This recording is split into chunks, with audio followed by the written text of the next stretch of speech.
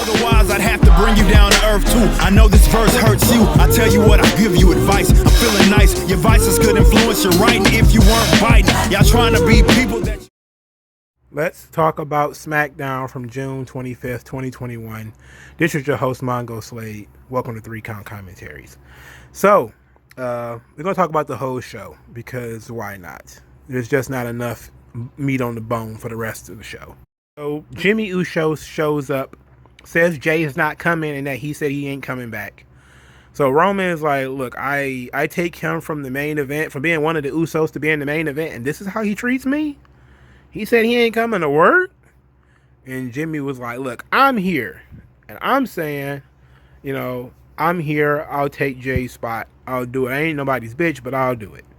And then Roman said, you can do what Jay do? He's like, look, I ain't saying I'm Jay, but he's like, so you can't do what Jay can do.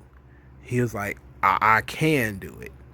And then so later they put together a match. Because Heyman says Roman needs a right-hand man. He needs main event Jimmy Uso. So he's going to get him a match, and he has to win it.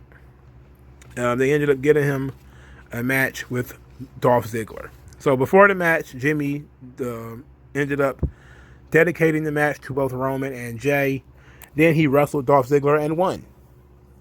Okay, fine. I don't know why. I'm not sure why. I would have thought it would have been a harder opponent. Somebody that, was in that upper echelon main event position. That's what I would have thought personally. But after that victory, he went to Roman, was waiting for Roman to kind of give him a head pat, like good boy, you did your job. Instead, Roman went to the ring. Then he was, now we got to back things up. Because all night they had been talking about the number one contender for the Universal title. And Heyman was talking about how Roman has pretty much beaten everybody. And he's, in under a year, he cleaned out the division. He got rid of The Fiend. He got rid of Strowman. He got rid of the Mysterio. He got rid of Kevin Owens, yada, yada, yada. Then he says he wants to do something that ain't never been done. And before he gets the chance to finish, Edge returns angry as hell, veins popping out of his neck. Angry Viking Edge. They got into a big brawl. Then it took a while. It took 3 or 4 minutes before Jimmy Uso ran out there and saved Roman and ended up getting speared through the barricade. By this time, Roman had fled the scene and Edge was left in the ring by himself, snarling and angry as ever. And you know what? Okay. This is a great surprise. I believe, I thought Edge was coming back for SummerSlam. Now, Edge versus Roman 1-on-1. They teased in this episode that Seth Rollins wants to be the number one contender. Of course, they're not going to do Seth Rollins versus Roman Reigns. They can't. It's heel versus heel. And not just, this guy's kind of a heel and this guy's a heel. No, Seth Rollins is one of the worst people on the roster. He's a horrible human being, right? So he can't possibly wrestle Roman Reigns. It's just not logical. You wouldn't do that. He's your number 2 heel. Why would you put him against your number 1 heel? That's dumb. You'd probably turn Roman face, if we're being honest. So no, you can't do it. That's how effective Seth Rollins is. So you can't do that. So Edge being the top babyface, it's like a perfect situation because he should have been the top babyface before, but Daniel Bryan got in the way. So now Seth Rollins is going to try to get in the way. Now I did read some rumors that the plans for SummerSlam was Edge versus Seth Rollins. They did not mention the title in that situation, so I'm guessing that's just going to be a match that they have, and I'm fine with it, title or no title. But I don't see why Edge needs to win the belt. I don't see why Edge needs to win the belt. But I did like this return. I enjoyed the big fight at the end. There probably going to be some verbal lashings for Jimmy because he came so late, and Roman was about to get hit with a concerto. It took for that to happen before Jimmy actually came down there and did his job, as opposed to Jay, who would be Jay on the spot, right hand man. Let's get it. I gotta get him. But that's good. That's awesome. All right, so let's talk about the rest of the show. So we started this cluster of a show with Bianca Belair and Cesaro versus Bayley and Seth Rollins. And hey, you remember when the Hell in a Cell match was the end of a feud? Remember that? Somehow on this show, Kevin Owens wasn't in a Hell in a Cell match, but he was too banged up to show up. But a bunch of people who were in Hell in a Cell matches wrestled again. How could that possibly be? That's how backwards and stupid WWE has gotten. That Bianca Belair and Bayley fought in a Hell in a Cell match, and guess what? They're fighting again. And guess what? Bianca Belair gets pinned. So that means Bayley is still a top contender. What benefit? This is no longer benefits Bianca Belair. They had the ultimate one-on-one match with no run-ins and nothing. She beat Bayley. Let's move on. But of course, we can't. Because they fired half the fucking division and they haven't replaced them with anybody. So they can't move on. So they're stuck with Bayley. Now, I'm guessing that they're probably going to bring back Sasha Banks some point soon. Right? So that's the only option I have. Well, because they brought back Edge. And I'm guessing next week they're probably going to bring back Sasha Banks. Or maybe even the week of Money in the Bank. Where I think there'll be a crowd there for that first SmackDown before Money in the Bank. So I think they're definitely going to bring back Sasha Banks some point soon. But ultimately, I don't like this idea that they had a Hell in a Cell match and yet they're still fighting. And personally, I'm old school. I'm talking about old school where I don't see why you even on the show after a Hell in a Cell match. Sell the fucking match, right? Like, we know there was no blood and all that kind of stuff, but she did go crashing into a ladder face first. This shouldn't be a video game where now, you push restart and now Bayley shows up completely uninjured to have a tag team match. Now I'm going to be skipped because this is such a pointless fucking match too. That's another thing that kind of pissed me off about this. This match wasn't necessary. Like, what benefit to anybody was this match? It didn't benefit anybody. This shit certainly didn't benefit Bianca Belair because she lost. This is stupid. This is dumb, man. What was the point of her winning the Hell in a Cell match just for her to lose a fucking random ass tag match? It's stupid. But I guess it's when you fire half the division and then don't bother to replace them. This is what you got to work with, because NXT won't give up some of these fucking women that they got, which, to be quite honest, a lot of them should be leaving. Now, obviously not Ember Moon, but like Shotzi, Dakota Kai, Candice LeRae, Toni Storm, all of them should have been gone by now. I mean, they have plenty of women in NXT. They have almost none on SmackDown. The women's division on SmackDown is so thin, they're not even wrestling qualifying matches. They're just picking them. That's how thin and shitty the women's division is on SmackDown. They can't even have qualifying matches. They're picking them. They're just going to say you. And pretty much, they're at the point where they can't tell anybody no.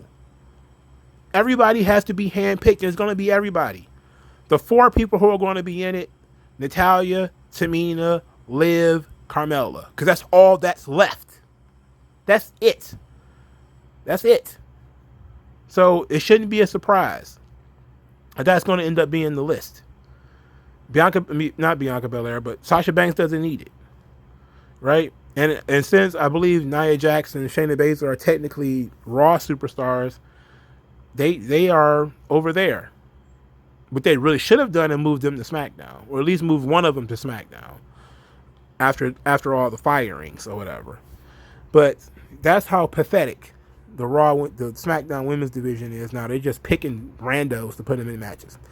Anyway, we had the coronation for Shinsuke Nakamura, where he just sat in the ring and Rick Boogs put the crown on his head.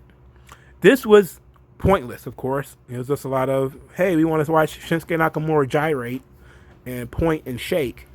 But the big deal here was that Baron Corbin was very despondent. And that for the first time in a long time, this character is allowed to show some range. He's allowed to do something different. So he shows that he's very despondent about losing his crown. It actually means something to him. For the first time in a long time, somebody losing something matters to them, and he's back to being Baron Corbin. It's a downgrade. He's feeling, upset. And you know what? I like it, because this could be the beginning of something interesting for this guy. Guy's been on the roster a long time. He's been an upper crust, upper level heel for a long time. He's never going to be the top heel. Not why Roman and Seth are there. So he's pretty much, he's probably like the number 6 heel at this point.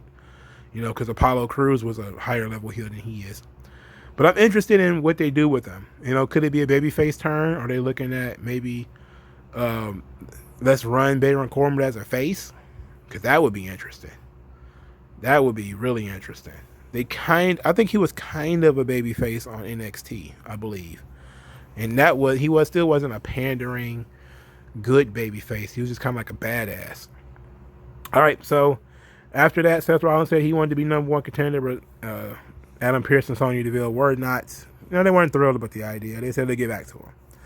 Then we get the first and only Money in the Bank qualifier, Big E versus Apollo Crews, and they did zero job building this up. Apollo Crews just loses.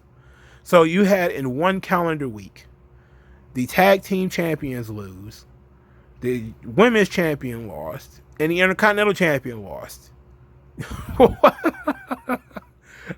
What are they thinking? And he lost to Big E. Why? Why couldn't Big E beat somebody else? Why couldn't he beat Baron Corbin? Why couldn't he beat literally anybody else? Why did he have to beat Apollo Crews? This means that they didn't put any thought into it. They're just doing shit. They're just doing shit to do it. This is pointless. You broke Apollo Crews' momentum for a fucking Money in the Bank qualifier that he could have lost by disqualification or count out or something like that and not cared because he still has a fucking title. Of all the times not to use a disqualification, count out, you have the guy get beat. What in the fuck is the point?